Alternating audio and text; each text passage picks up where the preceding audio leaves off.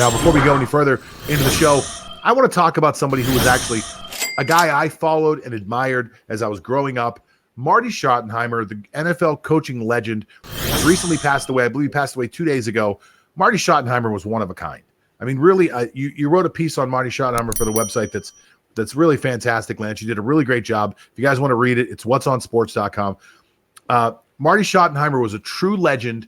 He played a distinct style of football that people at the time called Marty ball.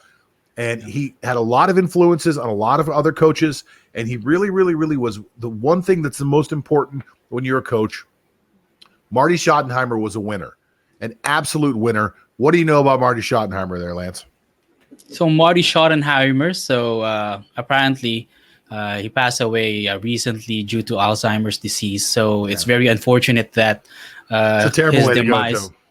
Definitely. So his demise caused his memory to falter when he's one of the better coaches in terms of having memory, and also one of the better coaches to inspire in the sidelines. Just listen to any Marty Schottenheimer pep talk before the game. Who wouldn't be pumped up with that? So he won 200 games in the regular season throughout his 22 season career, Marty Schottenheimer. And of course, Marty ball is his live or die philosophy. So it basically boils down to three things.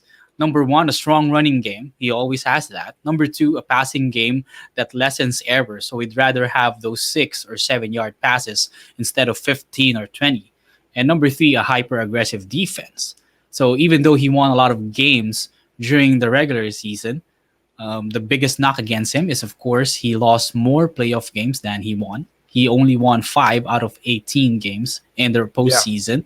But some of those games, you can argue that it's not his fault.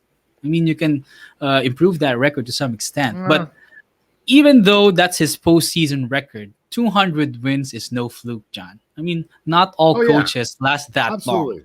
Especially that he coached multiple franchises, so he's always on the move. There's always adjustment, new personnel that he handles. So he has to adjust Marty ball to some extent to fit his personnel. And even despite the adjustments, getting 200 wins, and he only had 2 losing seasons in 22 years. So that's an astonishing achievement already. So that is amazing.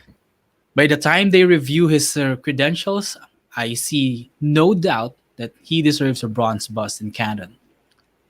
Yeah, listen, it's a little confusing to me as to why he's not been nominated yet. Now, you can point to the lack of success in the postseason, and that would be fine. But the reality of it is that some coaches are incredible in the regular season, and some coaches just don't do so well in the postseason. Marty's kind of ball was actually perfectly geared for postseason. He had a couple just terrible losses against Denver years ago that just really would have put the Cleveland Browns, believe it or not, in the Super Bowl. And those really are things that people look at that, man. People are loving you today, Lance.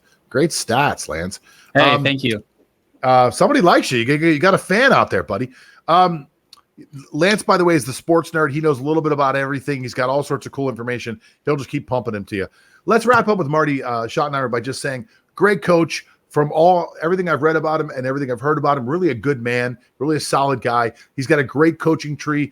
Lance covers that in the article that he wrote over at What's on Sports. Go over and check it out whenever the podcast is over, and maybe you'll join the $2 club and you have a little fun while you're there as well.